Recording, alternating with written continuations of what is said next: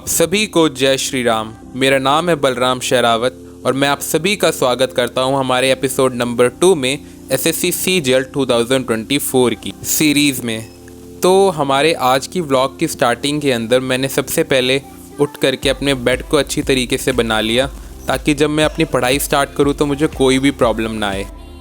तो चलिए अब हम अपने आज के दिन को स्टार्ट करते हैं। तो जैसा कि आप सभी लोगों को पता है कि 2024 के कैलेंडर को अपडेट मिल चुका है और हमारे पास एसएससी, सीपीओ, सीएचएसएल, एमटीएस सारे के सारे एग्ज़ाम्स लाइन से लगे हुए हैं 2024 के लिए। तो सबसे पहले मैं अपने डेज़ को कट कर लेता हूं ताकि मुझको पता रहे कि मेरे पास अभी कितना टाइम बचा हुआ है अपनी प्रिपरेशन को अच्छी तरीके से कंप्लीट करने के लिए, और उसके बाद जल्दी से अपने दिन को स्टार्ट करके हम अपने डेली टारगेट्स को बना लेते हैं, जिसमें कि मैं जान पाऊँ कि मुझे आज के दिन में कौन कौन से टारगेट्स को कंप्लीट करना है। तो अपने प्रीवियस टारगेट्स को देखते हुए मैंने अपने आज के टारगेट्स अच्छी तरीके से बना लिए और हमें अपने डेली टारगेट्स को सुबह ही बना लेना चाहिए ताकि हम लोगों को पता रहे कि आज के दिन में हमें किन किन टारगेट्स को और किस सब्जेक्ट को कितना टाइम दे करके क्या क्या चीज़ें कंप्लीट करनी है, ताकि बच्चे के दिमाग में कोई भी कन्फ्यूज़न ना रहे।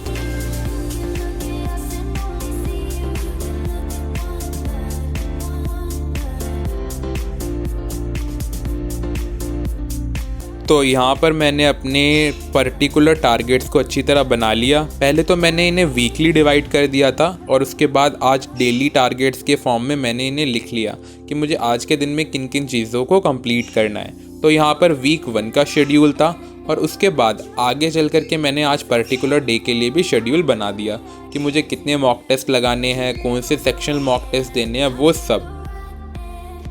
तो अपने स्टडी स्लॉट नंबर 1 के लिए मैं सबसे पहले अपनी वोकैबलरी और ग्रामर सेक्शन को कंप्लीट करूंगा। तो सबसे पहले वोकैबलरी के अंदर आज मैं स्टार्ट कर रहा हूं सिनोनिम्स और एंटोनियम्स से, क्योंकि मैंने एक बार बेसिक वोकैबलरी को अच्छी तरीके से कंप्लीट कर लिया है। तो अब मैं चाहता हूं कि मैं अपनी वोकैबलरी को थोड़ा एडवांस लेवल पे जाऊं, तो इसलिए मैं एसपी बख्शी को यूज़ कर रहा हूं और इससे अपनी वोकैबलरी को कंप्लीट करना स्टार्ट कर रहा हूँ। अगर आप सभी लोगों की भी बेसिक वोकैबलरी कंप्लीट हो चुकी है और आप लोगों को भी वोकैबलरी के अंदर थोड़ी एडवांसमेंट चाहिए, या फिर आपको जो एक कॉम्प्रिहेंशन के अंदर जो न्यू वर्ड्स मिलते हैं या उनके वर्ड मीनिंग मिलते हैं, उस तरीके से आपको अपना लेवल बढ़ाना है, तो आप भी एसपी बख्शी की वोकैबलरी को यूज़ कर सकते हैं। बिकॉज मेरे ओपिनियन में एसपी बख्शी एक बहुत ही ज़्यादा अच्छी बुक है, बट उसको पढ़ने के लिए आपको पहले एक बार थोड़ा सा बेसिक अंडरस्टैंडिंग इंग्लिश की होनी चाहिए। तो चलिए मैं जल्दी से अपनी वोकैबलरी और ग्रामर सेक्शन को कंप्लीट करता हूँ।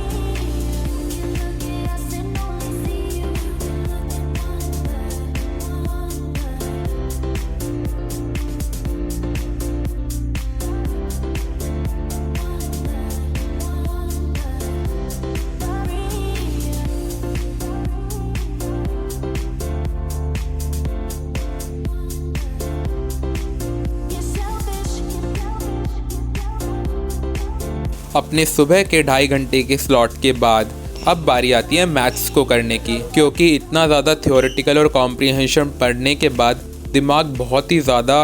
डाउन हो जाता है और मन करता है कि कोई इंटरेस्टिंग चीज़ करें। तो इसलिए मैं कॉम्प्रिहेंशन या फिर वोकैबलरी पढ़ने के बाद मैथ्स को सॉल्व करना प्रेफर करता हूँ। तो आज सबसे पहले मुझे अपने परसेंटेज का रिवीजन करना था, जिसमें कि मैंने अपनी जो शीट्स के जो इनिशियल पार्ट था वो मैं पहले ही सॉल्व कर चुका था। अब मुझको अपनी जो नेक्स्ट शीट थी उनको सॉल्व करना स्टार्ट करना था। तो मैंने यहाँ पर अपना एक बेसिक रफ़ पेपर ले लिया जहाँ पे मैं सॉल्यूशन करूँगा, और जो जो मुझे इंपॉर्टेंट पॉइंट लगेंगे या जो जो मुझे इंपॉर्टेंट क्वेश्चंस लगेंगे जो मेरे से सॉल्व नहीं हुए या फिर कैलकुलेटिव से, वो मैं अपनी एनालिसिस की बुक के अंदर नोट कर लूँगा। तो सबसे पहले चलिए मैं अपनी शीट्स को सॉल्व करना स्टार्ट करता हूँ और उसके बाद आपसे मिलता हूँ कि मैं मैथ्स की प्रैक्टिस और उसकी टफ़ क्वेश्चंस की एनालिसिस किस तरीके से करता हूँ।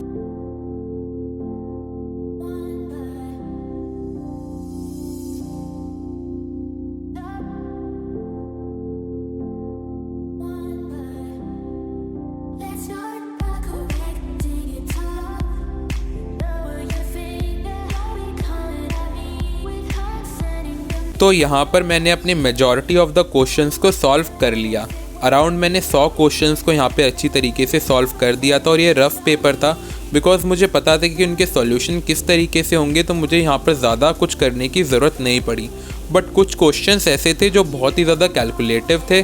और उन क्वेश्चंस के अंदर एक अच्छा कॉन्सेप्ट लग रहा था। तो उन क्वेश्चंस को मैंने अपनी एनालिसिस वाली बुक के अंदर नोट कर लिया और उनके अच्छी तरीके से नोट्स बना लिए, ताकि जब मैं इस चैप्टर का दोबारा रिवीजन करूँगा तो मुझको वो बेसिक क्वेश्चंस करने की ज़रूरत नहीं होगी, सिर्फ वो क्वेश्चन करने की ज़रूरत होगी जो मैंने अपनी एनालिसिस की बुक के अंदर नोट कर रखे हैं। तो यहाँ पर मैंने पर्टिकुलरली परसेंटेज के लिए भी एक पेज दिया हुआ है और उसके बाद मैंने जो ज्योमेट्री की कल प्रैक्टिस करी थी उसको भी मैंने इसी तरीके से सॉल्व करा था, ताकि मैं कुछ चीज़ भूलूँ ना। मैथ्स और रीजनिंग के लिए आपको एनालिसिस बुक बहुत ही ज़्यादा इम्पॉर्टेंट है मेंटेन करना, ताकि आप अपना लेवल धीरे धीरे करके बढ़ा पाएँ।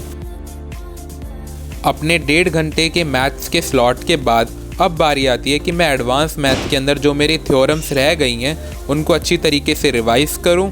और जो जो क्वेश्चंस मुझे मुश्किल लग रहे थे कल के दिन में उनको भी एक बार खुद से सॉल्व करने की कोशिश करूं। तो आज मेरा पर्टिकुलर टॉपिक जो है वो ज्योमेट्री से है, सिमिलैरिटी और कॉन्ग्रुएंसी। यहाँ पर मैंने काफ़ी सारे क्वेश्चंस अच्छी तरीके से सॉल्व करे हुए हैं और यहाँ पर मेरे पास इसके क्लास नोट्स भी अवेलेबल हैं, बट मुझे आज इसकी एक बार रिवीजन करनी थी। जब मैंने एक बार अपनी मैथ्स की रिवीजन अच्छी तरीके से कंप्लीट कर ली तो अपने नेक्स्ट स्लॉट के लिए मैंने अपनी जीएस को पकड़ा, क्योंकि जीएस के अंदर भी मेरे कुछ चैप्टर्स अच्छी तरीके से कंप्लीट नहीं हैं, जिसमें कि मैं अभी पॉलिटी रिवाइज़ कर रहा हूँ और पॉलिटी को भी मैंने एक रिवीजन के दौर पर अपनी आधी पॉलिटी कंप्लीट कर ली थी बाय परमार सर। तो उसके बाद जो मेरी आधी वीडियो रह गई थी तो वो मुझे आज अच्छी तरीके से कंप्लीट करनी थी। अपनी जीएस को कंप्लीट करते करते मैंने यहाँ पर आगे अपनी प्रेफरेंस के लिए जो ब्लैक बुक है जनरल अवेयरनेस की टॉपिक वाइज वो यहाँ पर यूज़ कर रहा हूँ, ताकि जो सर पढ़ा रहे हैं अगर उससे रिलेटेड कोई क्वेश्चन मिलता है या फिर वो क्वेश्चन मेरी बुक में अवेलेबल नहीं है तो मैं इसमें नोट कर पाऊँ या फिर कहीं पर हाईलाइट कर पाऊँ, बिकॉज जो सर क्वेश्चंस कराते हैं वो बहुत ही ज़्यादा इंपॉर्टेंट होते हैं और डायरेक्टली एग्ज़ाम के अंदर पूछे जाते हैं। तो मैं यहाँ पर अपने प्रेफरेंस के लिए बुक को भी यूज़ कर रहा हूँ और जो सर के नोट्स हैं उसको भी यूज़ कर रहा हूँ। तो अपने मेजॉरिटी ऑफ द टारगेट्स को कंप्लीट करने के बाद फिर मैं जल्दी से रेडी हो जाता हूँ अपनी शादी में जाने के लिए, अपने भाई की शादी में जाने के लिए, और उसके बाद हम जल्दी से निकल पड़ते हैं दिल्ली जाने के लिए। और अभी कुछ सेकंड्स के बाद आप सभी लोगों के लिए आने वाला एक छोटा सा सरप्राइज़, उसको अच्छी तरीके से एंजॉय करो और खूब सारी मस्ती करो।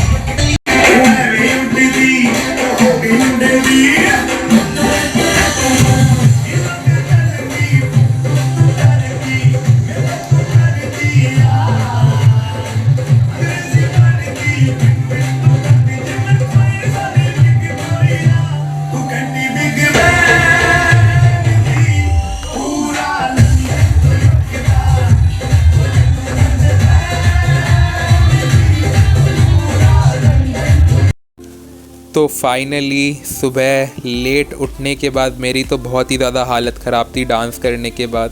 आप सभी लोग मुझको कमेंट करके बताना कि आप सभी लोगों को डांस कैसा लगा। तो ये था हमारा एपिसोड नंबर 2 SSC CGL 2024 के प्रिपरेशन के लिए।